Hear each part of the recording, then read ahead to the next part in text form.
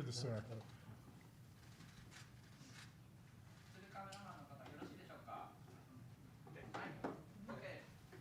Okay. Good afternoon, everyone, and welcome to the Foreign Correspondents Club of Japan. My name is Dennis Normile. I will be the moderator this afternoon. Before we get started, please join me in the usual ritual of ensuring that your phones are switched off or on manner mode so we don't interrupt the speaker. Our topic this afternoon is artificial intelligence. This has, after a long gestation, artificial intelligence has suddenly been in the news almost continuously for the last couple of years, especially after the launch of ChatGPT, which is just over a year ago, and it supposedly will answer all the questions you have about anything. Artificial intelligence has been a point of controversy. There are some who think it's going to be a boon for society, and others who think it will not be. Elon Musk famously said that he called AI a threat to humanity. Our guest this afternoon has a more balanced view. He says that he is wildly optimistic about the possibilities of using artificial intelligence to improve society, but he does worry about the impact on the labor market. He thinks that it could be disruptive and that many people may have to retrain for jobs in the new AI economy. He was born in the UK to parents who hailed from Hong Kong. He went through his tertiary education entirely in the United States at some of the top institutions in the US, including MIT and Stanford University.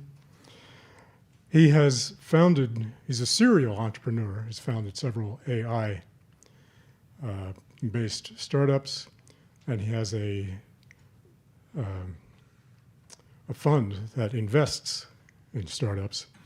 He's also long been concerned about education.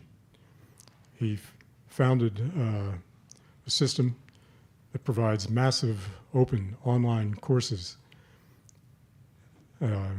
in topics related to AI and other issues.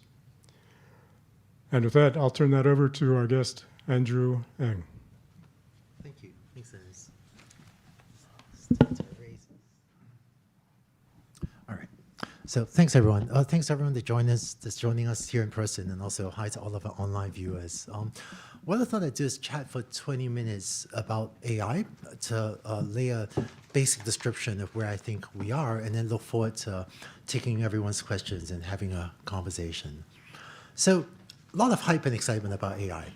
And I think one of the tricky things to understand about AI, and this is a key concept, is that it's a general purpose technology, meaning it's a technology that's not useful just for one thing, like a microwave oven is useful just for one thing. But AI, similar to, say, electricity or the internet, is useful for many different things. In fact, if I ask you, what is electricity good for? It's almost difficult to answer that question because it's so pervasive and used for so many different things, and AI is like that too. And it turns out that over the last 15 years or so, there have been two major waves of AI innovation, which is why today we often think of AI as a collection of tools. And I want to just very briefly describe what are the two most important AI tools today. And they're called supervised learning, which is also called predictive AI, and then generative AI. So about 10, 15 years ago, one AI tool started to work really well called supervised learning, or predictive AI, or sometimes deep learning. But this is AI that's very good at giving you input-output mapping. So given an input, like here's a piece of email, and output is just spam, 0, 1. Or for one of the most lucrative applications I ever worked on in a big tech company was input an ad and some information about you, the user, and output, are you likely to click on this or not? So by showing slightly more relevant ads, this technology, supervised learning, is driving more than 100 billion annual incremental revenue today for a big ad tech platform such as Google. Or input an X-ray image, output a medical diagnosis, or input a audio clip and output a text transcript. So there are many of these applications built using supervised learning. By building AI systems, you can input something and learn to map this to an appropriate output. And in fact, even with the applications of supervised learning that I just mentioned, from email spam filtering to text to speech recognition, to online advertising, to medical diagnosis, this one technology is useful for all of these different applications, which is a sign of it being a general purpose technology. So about 10, 15 years ago, supervised learning started to work really well. In the last decade, it's created tremendous economic value. There are at least many hundreds of billions of dollars, maybe more than $1 trillion, I'm not sure today, being created using supervised learning. Then a new kid on the block that started to work really well, maybe a couple of years ago, certainly caught the popular imagination about a year ago, is generative AI. And this is a different tool than supervised learning. And what generative AI is really good at is generating high quality media, such as text, images, audio, maybe video. And there's a lot of hype about generative AI. So I want to take just 1 minute to explain in some depth how it actually works. How does generative AI actually generate text? It turns out that at the heart of generative AI is using that first technology I described, supervised learning, to repeatedly predict the next word. So the input is an input prompt, and the output is what's the next word. Then you can, by having supervised learning, input a piece of text and repeatedly predict what's the next word, what's the next word, what's the next word. That's at the heart of how generative AI learns to write text for you. And it turns out that when you take a supervised learning or predictive AI piece of software and train it on maybe 1 trillion words, download it from the internet, then you get a large language model like ChatGPT or Bard that becomes very useful for many different tasks. And I'm obviously omitting important technical details, but at the heart of generative AI is this idea of repeatedly giving an input of a bunch of text. The output is predict the next word. And this has turned out to be very valuable for different businesses. Now, sorry, I have my notes here. So generative AI today has reached a point where I think almost all knowledge workers can benefit from using it, be it as a copy editor or brainstorming partner or someone to help you summarize articles or help you answer basic questions. And so many reporters I know, many executives I know, really many knowledge workers in many different functional roles use generative AI every day. I actually use generative AI every day myself, and it gives me a productivity boost. And in terms of economic growth, one challenge we have to overcome, though, is that most people in most job functional roles will need a little bit of training to know how to use it safely and responsibly. So be it a marketer, a recruiter, or a salesperson, I think that in many businesses, I was actually just at Davos a couple of weeks ago where there was a lot of discussion and interest about business implementation of AI. And one of the keys is if you have a large workforce of knowledge workers, then providing them a little bit of training to teach them how to use generative AI that can get a lot of workers a productivity boost, almost right away. And many of you will have seen the web user interface implementation of generative AI. So if you go to ChatGPT or Bard or Bing Chat or various startups offering a website that offers generative AI services, so that's a very powerful tool. It turns out that there's a second way of using generative AI that I think is equally powerful, maybe it'll turn out to be even more powerful, but it's not as visible to consumers. And that's software API implementations of generative AI. And by API, I mean, rather than a human sitting at a computer, typing a text prompt and getting a response, there are now a lot of software developers that are writing software to call ChatGPT or Google's Bard Gemini software or any of these other large language models technology. And so some specific examples. I see a lot of businesses using AI to summarize internal text documents. But rather than asking employees to copy-paste everything into ChatGPT to get a summary, instead, I see many software engineers writing software to take some internal corporate communication system, maybe some of the news articles you're writing, if that's useful to reporters, and to use software to send that text to ChatGPT or really GPT 3.5 or GPT-4, basically ChatGPT or Gemini or these large language model services, and get back a summary of an article. Another use case I'm seeing a lot is many businesses are implementing many different flavors of chatbot or customer support types of operations. And again, what that takes is a software engineer writing some software to call these programmer interfaces. So it's a computer program using this large language model, generative AI software, rather than a human sitting there. And this is creating a lot of new business applications. And because generative AI is also a general purpose technology, meaning it's useful for many different things, at my team at AI Fund, we're seeing a lot of very creative use cases of generative AI, from using it to help process electronic health records, to processing legal documents, to coaching people on romantic relationship advice, to on and on and on. There are many different pieces of many different types of text, as well as sometimes other data that's being used by generative AI. And this is leading to an explosion of creativity in terms of what software we can build. And in fact, just as one concrete example, if you take maybe summarizing articles or taking emails and routing it to the right department, it turns out that there are a lot of AI applications that would previously have taken me and very skilled AI teams maybe 6 to 12 months to build.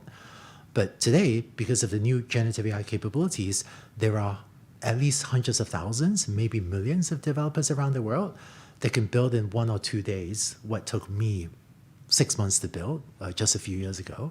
And that dramatic lowering of the bar of what it takes to build certain AI applications is leading to an explosion of creativity and new AI systems and new AI products being built. So I find that very exciting. But of course, one of the important pieces of work that lies ahead of us is to still go and find out what are the applications that we now want to build. So just as when supervised learning started to work well 10 years ago, it took us a long time to figure out, how do you use this for online advertising? How do you use this for medical diagnosis? How do you use this for financial services, on and on and on? And I think it will take us, frankly, at least years, many years, I think, to take this amazing generative AI technology, the large language model technologies like ChatGPT and Gemini and Bard, and figure out all the applications we can apply to all around the economy. So when I speak with business leaders, I end up getting the most interest about two things. One is upskilling knowledge workers to use generative AI, to use website tool. The second is I see a lot of businesses wonder, how would generative AI affect my business? And when I speak with CEOs, a common question is something like, I have 10,000 or 100,000 employees. What are all my people actually doing? It turns out none of us really know exactly what our large teams are doing, and how exposed is the workload of my team to automation or augmentation to AI. And it turns out that there's a recipe that some of my friends have actually really pioneered by one of my friends, a Stanford professor, Eric Brynjolfsson, but there's a recipe for task analysis of jobs that are found to be very useful for businesses to understand where the biggest generative AI opportunities are. And in fact, I know many of you are with media businesses or other businesses. It actually fascinates me to figure out, how does the task analysis of the media business surface, hopefully, opportunities for the media business to leverage generative AI. But here's the idea. There's been a lot of discussion about AI automating jobs, and that's an important societal discussion to have. But it turns out that from a technical implementation perspective, I find it more useful not to analyze AI automating jobs, but to instead break jobs down into many different tasks and to analyze AI automation of tasks. So it turns out jobs are often bundles of many different tasks, and the more useful unit of analysis is what tasks are amenable to automation or augmentation or assistance by AI. So let me illustrate this with an example. Actually, my parents are here, and my father is actually a doctor. But just to illustrate an example with radiology, since AI affecting radiologists' jobs has been often talked about. It turns out that we often say, "Oh, AI can read X-rays," but that's actually an overly simplistic analysis. Radiologists, it turns out, do many different tasks. They do read X-ray images. That's just one task. They also gather patient histories. They talk to patients to find out about the patient background. They also monitor and run the imaging machines. They also run the X-ray machine. They also mentor younger doctors. They also have to plan out treatments and on and on and on. So radiologists actually do many different tasks. And so instead of asking, as an AI builder, I tend not to ask, can AI do the job of a radiologist? I find it more useful to ask, of all the tasks that a radiologist does, which ones are amenable to automation by AI or sometimes augmentation, where we hope a person. And one surprising thing that I found, because I've done this analysis many times, is the highest return on investment task is often not the first one we tend to think, because when you think radiologists, they read X-rays, software engineers, they write code, but that's usually the most distinctive task about that job role. But the task that has the highest ROI is often some surprising other things. So it turns out that, for example, radiologists actually spend some time gathering patient histories, and that might be easier to automate or augment using AI than just reading X-rays. And we often think software engineers write code, but it turns out that software engineers do a lot of other things. They also write documentation, for example, and writing documentation may be easier for AI to augment or assist than that task. And one of the things that fascinates me is I think the newsroom has such a complicated workflow. I'm actually fascinated by the idea of doing an analysis of the tasks that take place in a media organization to think what are the most useful ways that reporters and news organizations can use AI. And because jobs are bundles of tasks, this is why also I think the worries about AI replacing jobs has been a bit overblown. I don't want to say no jobs will be lost. I think some jobs will be fully automated or largely automated, so some jobs will go away. And I think we should create a safety net and be respectful and make sure people are treated well. I think that's very important. But I think the number of jobs that will go away is probably maybe fewer than most people think, because it turns out that a lot of jobs may have, let's say, 10 tasks, 10 major tasks and a lot of minor tasks. And when we do these analyses, we often find that AI can automate, let's say, 3 out of 10 tasks. And what that means is if we use AI, it's a significant productivity boost. If 3 out of 10 tasks can be automated, but those other, let's say, 7 other tasks, we still really need people to do those tasks. And so the jobs, for many jobs will be fine, but there is a need to upskill individuals to use generative AI, because I think in many job categories, AI won't replace people, but people that use AI will replace people that don't. And this creates a significant challenge ahead of us for the upskilling and training to help really, how do we upskill almost all knowledge workers in our economy to use generative AI? I think that's a significant challenge ahead of us. And then lastly, I think in preparing for this, I was asked to talk a little bit about regulatory affairs. And I feel like there's a lot of global interest in regulating AI, and there have been a few major sort of government-level announcements, including the Hiroshima AI framework, as well as the United States White House executive order, and there was also the European Union, the EU AI Act. So I think we need good regulation for AI. That would really help protect consumers and help the industry move forward. Unfortunately, all around the world, I'm seeing quite a lot of, I think, bad proposals for AI regulation. And in terms of AI regulations, if you were to remember, just one thing from this, I hope you remember this, which is that it'd be great to we should regulate AI applications, but the problem is when we have bad regulations on AI technology. So we should regulate applications, not technology. And let me just make sure I explain what I mean by that. So AI technology is basically a piece of math, right? So some team of software engineers has written a piece of math, and they write software that has made a computer read 1 trillion words on the internet, and this software runs in the data center. So that piece of math running in the computer in some hidden away data center, that's the technology. When someone takes the technology and uses that to build a medical device, or to build an application like ChatGPT or Bard, or to build a self-driving car, or to build underwriting software to decide whether or not to make a loan. That's an application. So the technology is a piece of math that normal users and consumers don't really have access to. That technology is a general purpose technology, can be used for many different things. And when a developer takes that technology and turns it into something that you can buy or use, then that's the application, right? And it turns out that because AI is a general purpose, and it turns out that a few frameworks, the European Union has talked about taking a tiered approach to risk. The Hiroshima framework also used similar language, taking a risk-based approach. And I think that's a good idea. If something is more risky, let's regulate that more. But the mistake that I'm seeing the US and the European Union make, that fortunately is dialed back a little bit, but the mistake is to try to say, I've seen some naive statements from the White House Executive Order as well as from the EU AI Act, proposing this idea that bigger AI models are inherently more risky.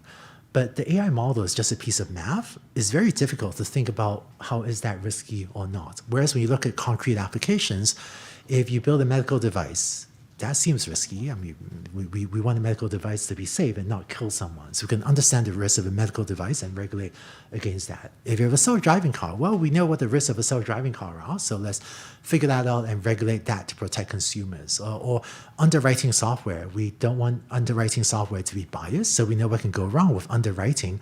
So let's figure out the risk of that application and protect consumers from that. And I think if we do the harder thing of figuring out what are the actual risky scenarios and regulate that, then we could protect consumers and unleash the technology to create a lot of very beneficial applications.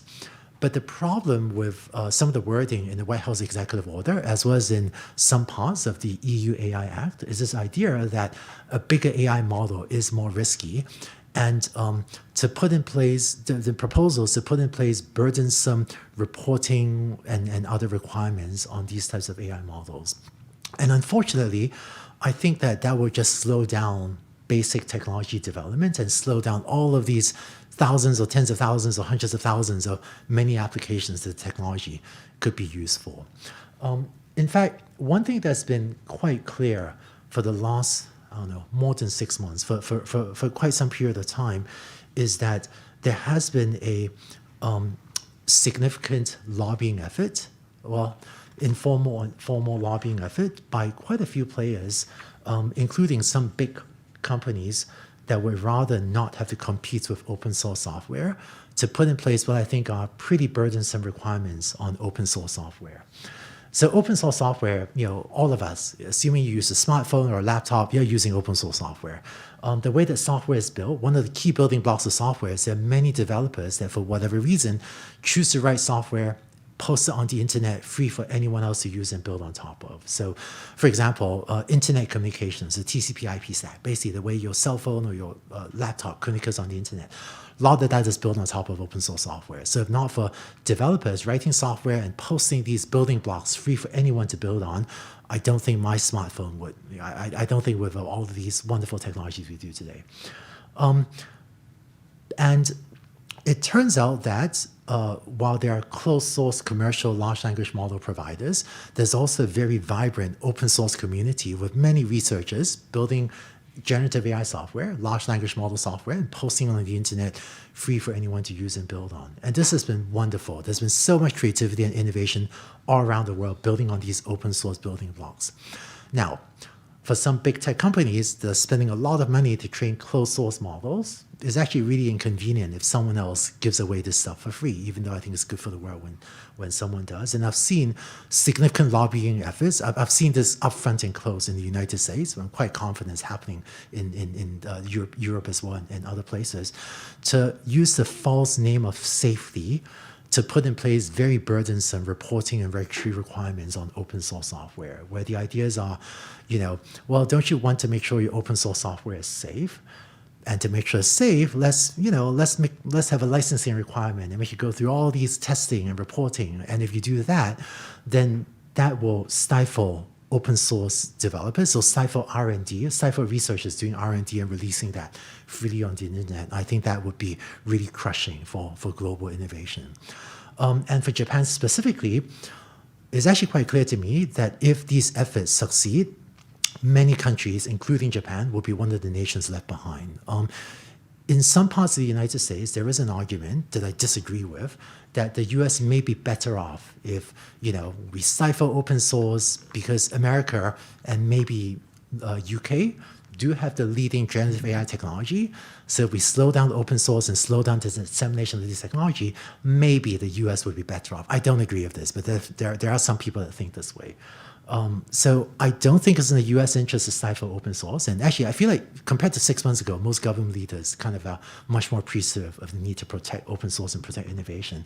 But whereas I think there is that argument that could be made about the United States, it's really clear to me that if efforts to stifle open source succeed, because then I think there's a false argument that the US would be better off, but I think it's definitely almost all other nations, including Japan, will definitely be much worse off by slowing down dissemination of tech. So I think as Japan and almost all nations think about this, I think the need to protect open source would clearly be in the Japanese national interest and most other nations. Let's see. So I think when we think about, so returning to the tiered risk approach of AI, regulating more risky technology, that's such a great idea. The mistake that both the White House and the EU have made is saying more intelligence systems are inherently more risky, as opposed to looking at applications and figure out what are the risky applications. And there have been a few regulatory proposals in the United States that I think are actually quite promising. For example, there's an act called the PATA Act. Sorry, I forget. Platform Accountability and Transparency Act, I think. I may have that wrong. It's spelled PATA, that demands more transparency from social media companies, for example. Because it turns out, if we take the idea of a tiered risk approach seriously, then I think that a social media company, say, or a website or AI website that serves 100 million users, that's just much riskier than a small message board with just 100 users. I mean, if you serve 100 million users, the risk of disinformation or misinformation is much higher than if you serve 100 users. So I think an example of a regulatory framework that would take an appropriate tiered risk approach would be to regulate the big companies more and demand more transparency. Because what has happened in the last decade or two is when there were problems with social media or internet search or online video recommendation systems, we collectively did not even find out about the problems until many years later, when some smart journalist or a whistleblower or some academic researcher happened to find that problem. And today, when I walk around Silicon Valley, there are generative AI companies that I don't know. I suspect there may be problems, but I don't know, and none of us know. And if there are problems today, I would much rather give governments and regulators and maybe academics tools to find out about it now, rather than wait 5 years or 10 years until by luck or a whistleblower we happen to discover it then. And so I think one example of regulation that takes seriously a tiered risk approach to AI, a tiered risk approach, would be to just demand transparency, especially the bigger platforms, so we can get those signals in case there are some problematic effects. But just bring this part of it to close. I think if you remember just one thing from the regulatory part of what I'm saying, I think regulate applications, not technology. That I think would be a good way to protect consumers and also let the technology move forward. And now I'll just say one last thing, then we'd love to wrap and take questions, which is when I feel like people do have fears, worries about AI, and when we think about regulation and do we want to invest more in AI or slow it down, I tend to take it back to one very basic question, which is, do you think we're better off or not, or worse off, with more intelligence in the world? I think of intelligence as a power to use skills and knowledge to make better decisions. And as a society, we pay a lot to build human intelligence. It costs a lot to feed, train, and educate a wise human being. Until recently, the primary source of intelligence we had was human intelligence. But now we increasingly have also artificial intelligence. And yes, intelligence can be used for nefarious purposes, but over the last many centuries, I think that people became smarter and more educated and more intelligent. That was a huge driver for the progress of civilization. And so as I think about AI, while we should mitigate against the negative use cases and not all intelligence is used for positive use cases, I often think, do we want governments to strongly encourage the development of intelligence, this new form of intelligence, or do we think we need to stifle this before it gets too far? And I believe that, and I think for the first time in history, we see a path to making intelligence cheap. Because intelligence is so expensive, it's expensive to hire a highly skilled doctor to examine your medical condition and advise you. It's expensive to hire a tutor to patiently coach your child. But whereas human intelligence is expensive, artificial intelligence can be made cheap. And I'd love to see a future where anyone can inexpensively hire an army of staff to think things through for you. And where we also have additional intelligence with which to tackle society's largest problems, such as climate change and healthcare and pandemics. So that, let me thank you all very much and look forward to questions and conversation.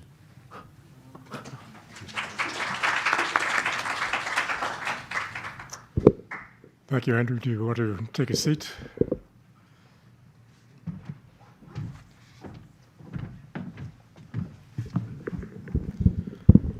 Thank you very much.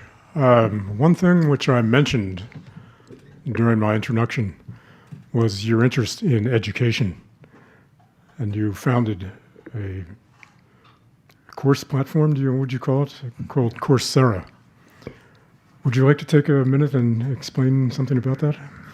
Sure. So let's see. Coursera is an online educational company that offers courses from a large number of universities and industry partners to people around the world. So I guess Coursera started a little bit over 10 years ago when I was teaching at Stanford, and I realized that I was walking into the same classroom year after year, delivering basically the same lecture, even telling the same jokes. I realized that by taking my course, which is an AI course, a machine learning course, and putting that online, it could reach a much larger audience and help a lot more people learn about this amazing AI technology that I was excited about. And since then, Coursera's continued to grow, and today has a global audience and a large catalog of courses. In fact, one of the courses that I released on Coursera just a few months ago is Generative AI for Everyone, which I developed as a non-technical course to help people understand how to use generative AI in your own daily lives. And when I was actually creating that course, one of the user demographics that I had in mind was reporters, because I think there's a lot of hype about AI, and if reporters are interested in learning about generative AI to help us get the facts out there, we could have better conversations and make better decisions as a society about this very important technology. So in that course, Generative AI for Everyone is available to journalists. Oh, yes. And so actually, so I think one of the demographics I really care about is, independent media, freedom of press. So my team's actually the standing policy. This is going out live streams. A little bit nervous saying this on the live stream, but my team's actually a standing policy that, if a reporter wants access to it for free, just get us your email address and we'll get it to you for free. So if any of you want free access to Generative AI for Everyone, if you catch Ellen, who's on my team, or me, and make sure we have your email address after that, we'd love to send you an invite to just get access to it for free. Hopefully we're not about to get 10,000 emails from the live stream viewers, but if you're watching this online and you're a reporter, email press@Deeplearning.AI as well, and we'll try to get it to you for free. But maybe I really care about independent journalism, freedom of press. I think in this age, and there's so much hype about AI, frankly, as an AI person, we need your help, right, to go and tell the world truthful and accurate stories about this very important technology. So if any of you want to spend three and a half hours watching a few videos to gain a non-technical understanding of generative AI, what it is, and how it works, as well as how you may or may not want to use it in your own professional, personal lives. Let everyone know. We'll send you a free invite code after this. Maybe we should make that offer open only to members of the FCCJ. Sure. All right, we'll move on to questions, starting with questions from journalists. Who wants to go first? Tokumoto-san? Do you want me to? Okay, we had Tokumoto-san is a freelance writer, longtime member of the club, and he is here, but he has a sore throat, and so he asked me to read his question. Could you tell us your view of AI's influence on religion? In Japan, there have been discussions about whether or not AI can give sermons, replacing Buddhist priests based on Buddhist scriptures. I see. And so do you think AI could replace the role of priests, at least partly? More broadly, how could it possibly change religions throughout the world? Boy, I honestly don't know. This is an interesting question. I think I saw a news article the other day about an AI system being used to successfully lead a religious service, where there were a few hundred people that attended a religious service, where I think the sermon was generated and delivered by AI. Clearly, religion is a very deeply personal thing, so I think it's up to religious leaders and individuals to decide, is this a legitimate way of practicing religion? And I don't have a view on that. But I feel like for a lot of communicators, be it religious leaders or reporters or other communicators, I do think that if you were to do even a task-based analysis of even a religious leader, I see a meaningful chance that that religious leader may decide that they could use AI to automate or make their own workflow a little bit efficient. But whether that's an appropriate thing to do, I would defer to the specific religions to make that decision. Okay. Other questions from journalists first? Okay. No one else has their hand up, so right here. Yes, please come to the microphone and give us your name and affiliation.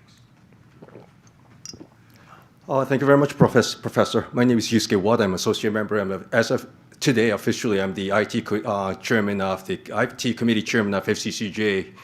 And I used to work for the sales for the AI and blockchain as well. And I'm also a funeral director, which I was doing the business of bringing back the deceased using GAN, Generative AI, and trying to do that business. My question, actually, I'd like to hear your opinion about. Recently, we have the exponential growth of artificial intelligence, AI. But as from the educational point of view, as you said, we are seeing a massive, actually, exponential decrease in human intelligence on the mass people on the internet. Do you have any? Can you have any opinion on the correlation of that? Thank you. Yeah, I don't know. I have to admit, I'm not aware of data myself showing a decrease of human intelligence. I feel like AI is a wonderful tool. When we got calculators, a lot of us outsourced basic calculations to a calculator. And today, I have no sense of direction, partly because I decided to just outsource that to GPS. So, if you take me 2 blocks, I will be lost. I won't be able to find my way there because I actually decided to just outsource my navigation to GPS. So I think there's still plenty of work for people to do. Today, at least AI today and for the near future, for the foreseeable future, is wonderful at automating a subset of tasks, but not all tasks. And I think it's wonderful that AI can take some tasks off our plate to let us focus on other tasks that at least AI can't do now and for the near future. I don't know. I maybe I'm skeptic. I actually don't see humanity getting dumber over the years, but maybe I'm not looking in the right places. I suspect humanity is still getting smarter, and these tools will actually make us smarter, but I'm not sure. Thank you very much. Further questions, John?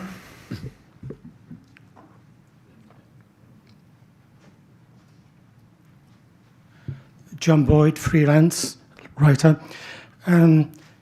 Given that artificial intelligence takes its learning from, say, 1 trillion words that you explained, those words are created by humans. So why would you call it artificial intelligence at a higher level than human intelligence?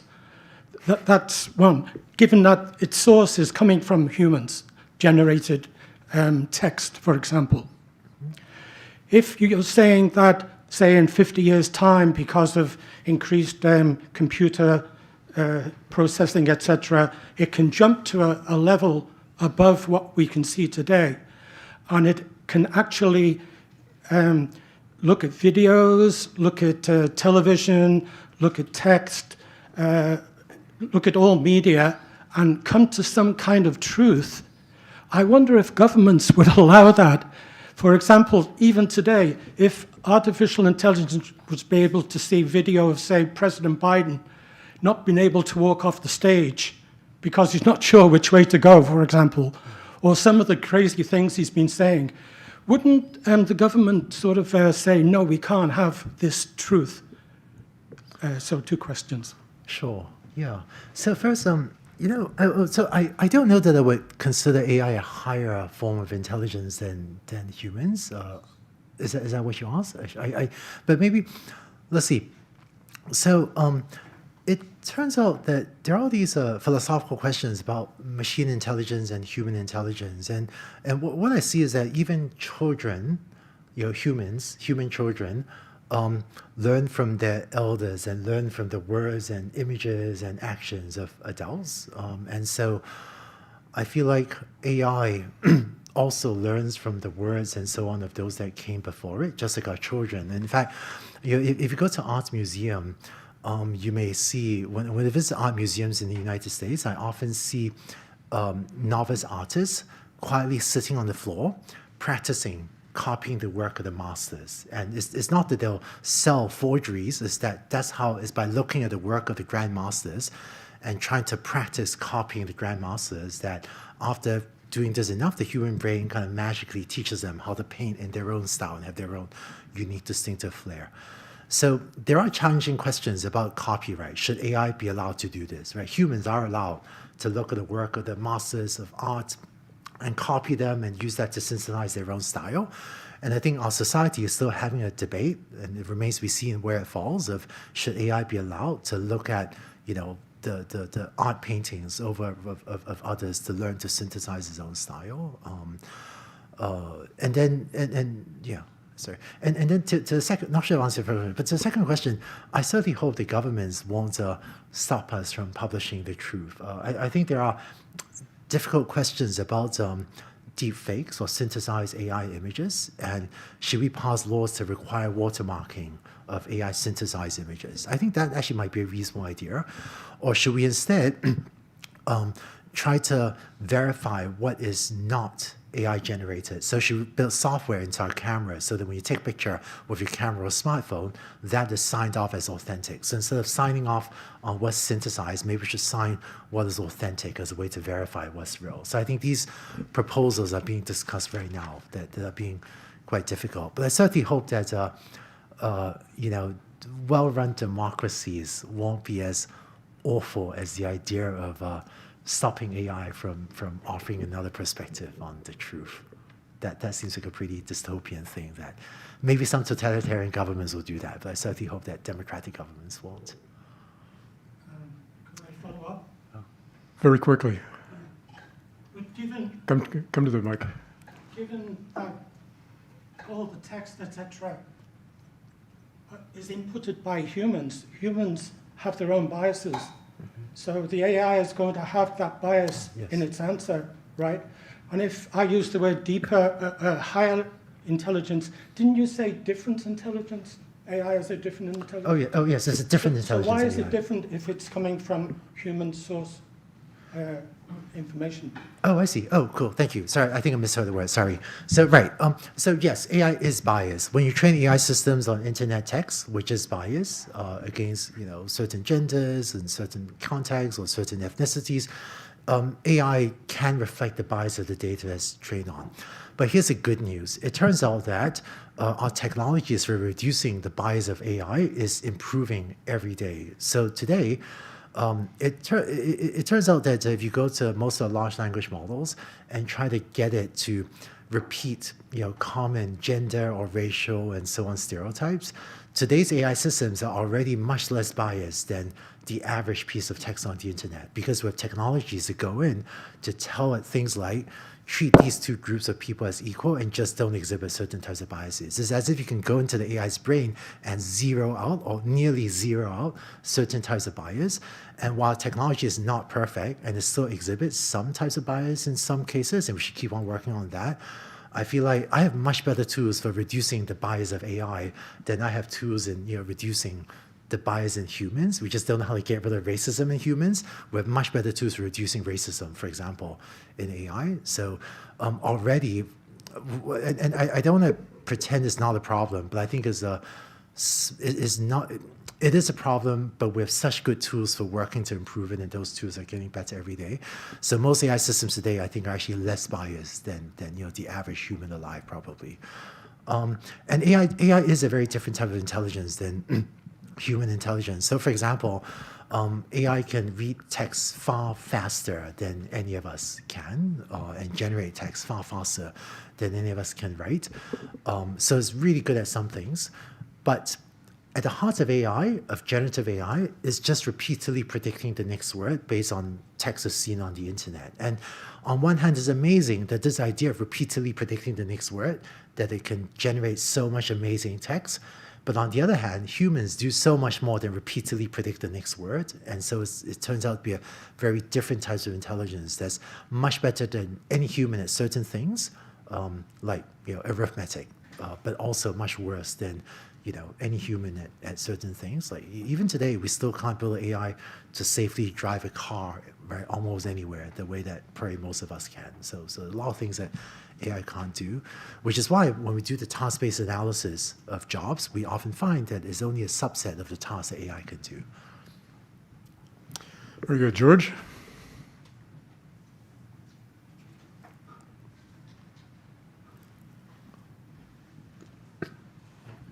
Hello, I'm working for Swiss Television. My name is Baumgartner.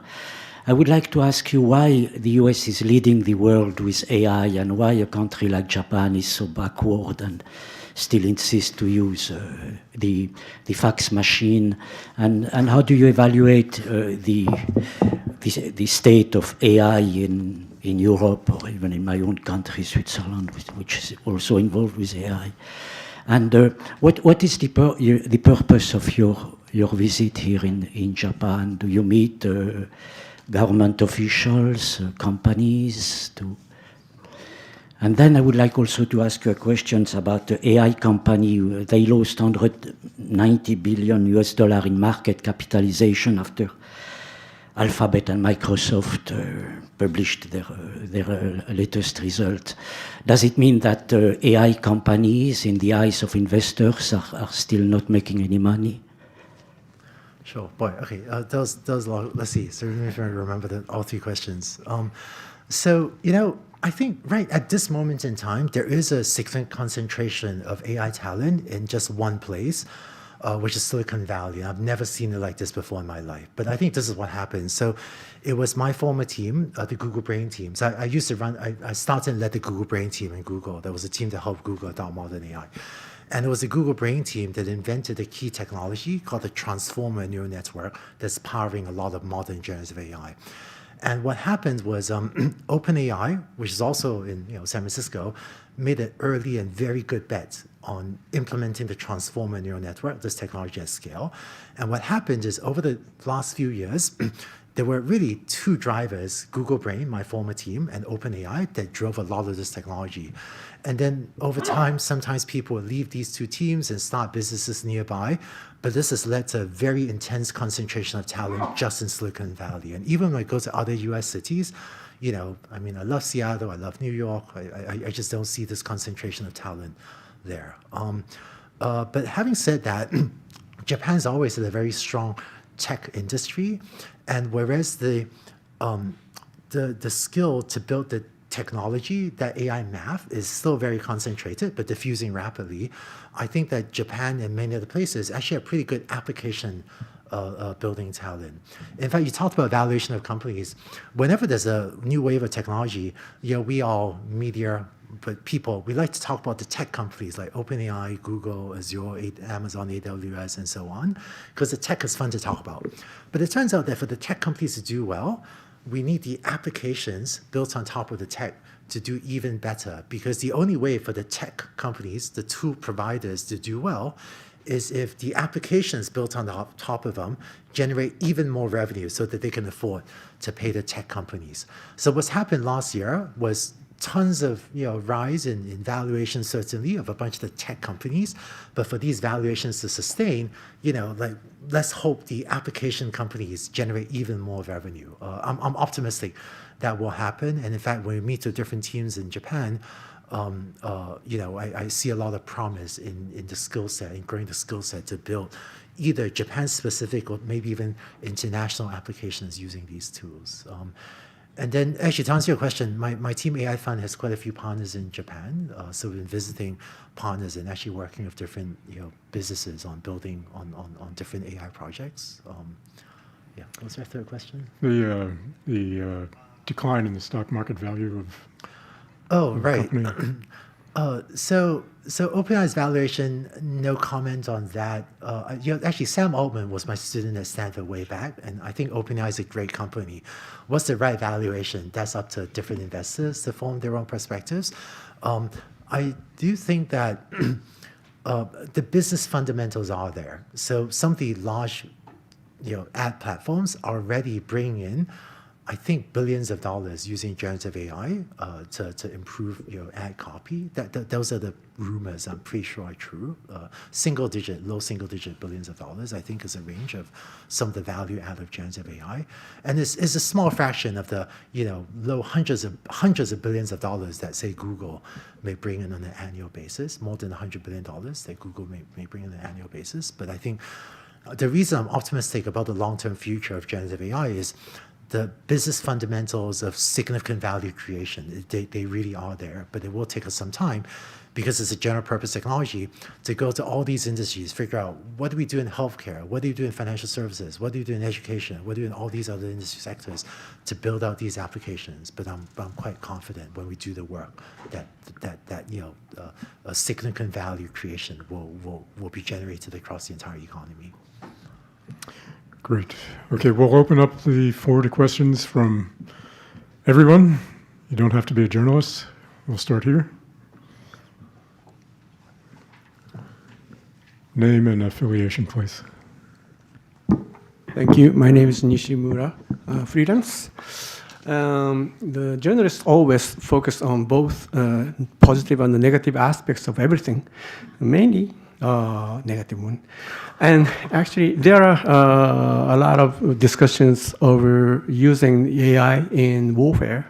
So there is a discussion in United Nations over the lethal autonomous weapon system.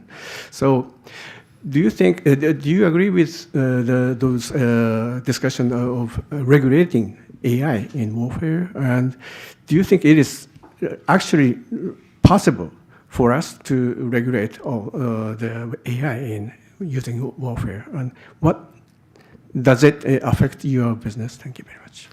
Yeah, so, the application of AI in warfare is an application that we absolutely must regulate. And I think the UN ban on use of lethal weaponry without a human in the loop, that seems like a good guideline that I do support. Certainly, at today's level of technology development, making sure that human decision making is involved seems like a very good idea. I know that there's some speculation that maybe someday AI decision making will be even better than human decision making, and it'd be irresponsible to not have AI be involved. But I think the technology is just not there right now. And warfare is an ugly business. But as we saw with Russia's invasion of Ukraine, there have been there have been discoveries that Russian drones have used parts manufactured in Europe. So frankly, there are very non-democratic forces that clearly are using AI in warfare, and I would hate to ever see AI used in an unjust war. And candidly, living in California, I don't worry about enemy forces raiding my house, and part of me realizes that's because of the soldiers that are putting their lives on the line, protecting democracy, protecting our nation, so that my life is not on the line every day. So I feel that gratitude to the brave people in the militaries of well-run democracies that favor, a liberal world order and the rule of law. And I feel like while I wish no one would ever use AI, certainly there are adverse forces that are using AI, and I would like to make sure that democracies have the tools they need to protect themselves. Okay, we're running out of time, but I see the distinguished gentleman in the back of the room has his hand up. That's my father, so I was going to let him identify himself. My name is Ronald. I'm a medical practitioner, specialist. I'm also a mediator, principal mediator of the Singapore Mediation Center that mediates health complaints. I also act on behalf of the Medical Protection Society, which teaches young doctors how to reduce the risk of being sued. The reason why I drag in those things is one of the main things in the medical practice is even though medicine is a science, it has to be based on science, otherwise it would be quackery. But the practice of medicine itself is an art. And I want to know your opinion. With the gradual use of AI, no doubt, I have no doubt in time, it will make more accurate diagnosis than the human doctor. And in the recommendation of treatments, it will also be much better. But in the recommendation of treatment and interactions, it takes away the empathy. I notice a lot of young doctors now, when they see patients, they're always on the computers. When empathy is, you notice eye contact, body language. How will that affect medical teaching and the practice of medicine if we continue to use more and more AI and the technology of the computer while decreasing the empathy side, the human interaction? My fear is there will be a rise in medical litigations. Because in my mediation work, I see a lot of times patients sue the doctor because they feel they have not been treated as a human being. Yeah. So just to like your comments, I live in Singapore, he lives in Silicon Valley, so we seldom have this kind of conversation. No, thank you, Father. I feel like we're listening in on the own family dinner conversation. And I really owe it to my father teaching me about AI when I was a teenager that then kind of helped influence the direction of my career. I think my father's articulated a vision. I think you've articulated it of if AI can do a lot of work to free up the doctor for more time for empathy, that could be one possible direction for healthcare, where if the doctor doesn't need to be transcribing notes all the time, if the AI can transcribe notes, then maybe the doctor can actually spend more time talking to the patient and build the empathy. So I think that's one possibility.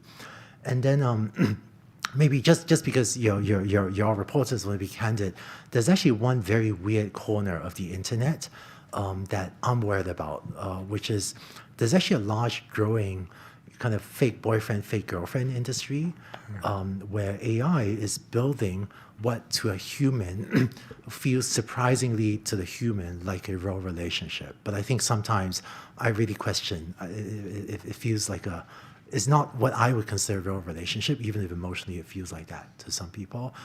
And actually, maybe a quick, my son, 2 years old, has a nemesis, has an enemy. His nemesis is our vacuum cleaner, is our robot vacuum cleaner at home. And apparently when he's a little bit younger, he thought the vacuum cleaner is smart or something, and when he thinks we aren't looking, he'll secretly try to kick the vacuum cleaner. So humans, we tend to anthropomorphize things. We tend to look at a vacuum cleaner and think as an intelligent thing, or look at a chatbot and think as an intelligent thing. And one thing that I am more worried about than bullish about is the fake boyfriend, fake girlfriend industry. And part of me worries as well if there are, fake doctor-patient relationships enabled by AI and what that future would look like.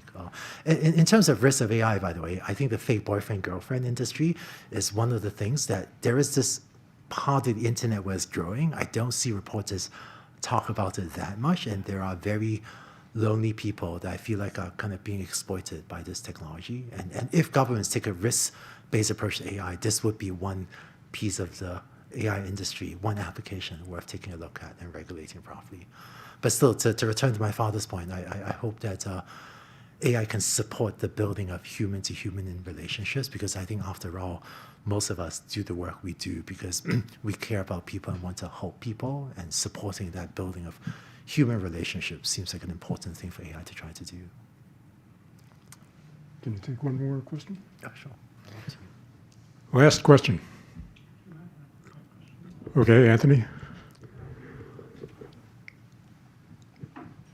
I may cut you off if you ask a question that's already been asked. Anthony Rowley, I write for the South China Morning Post and other.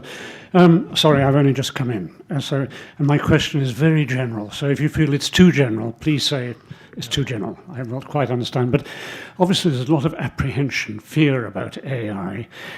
Are we essentially still in control of the process? I mean, are there red lines that we've crossed which mean that it's going to be very difficult to keep control of AI, or are we still basically in control? How do we exert controls?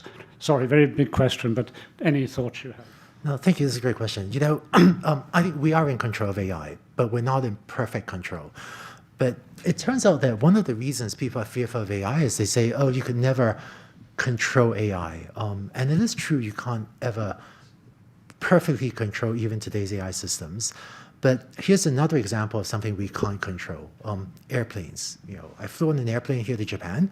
We flew through a little bit of turbulence over the ocean. So no one can perfectly control an airplane. We will be buffered around by winds and turbulence.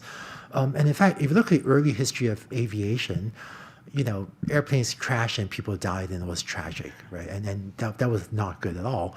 But we learned from those accidents to learn to gradually better and better control airplanes, to the point where today we can all mostly, step into an airplane and not really worry about our safety, even though today no one can perfectly control an airplane. So I think it will be like that too for AI. We have actually wonderful tools for steering AI systems to make sure they're less toxic, less biased, less discriminative, more helpful. We have wonderful tools for doing that. It doesn't mean we'll be able to perfectly control it, but I think the risk of I think that what happened about last May was there was a statement published on the internet with a lot of PR that I think was quite irresponsible. I think it made an analogy between AI and nuclear weapons without any justification. I think AI brings more intelligence in the world. Nuclear weapons blows up cities. I don't see the relationship between that, but that generated a lot of media hype.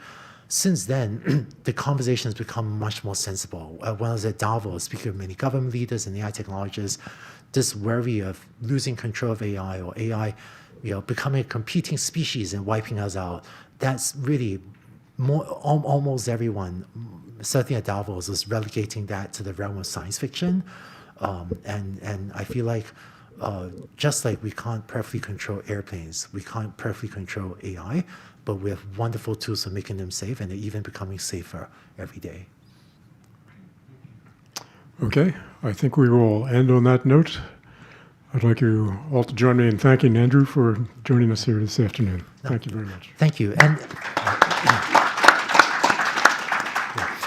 thank you. And if you do want the Generative AI for everyone, do cash, not sure what, cash either, I guess, not sure what element, do cash either on me, and we'd love to share that with you. Since I'm really grateful to all of you for the working on the journalism mission and trying to get the truth out there. So thank you all very much.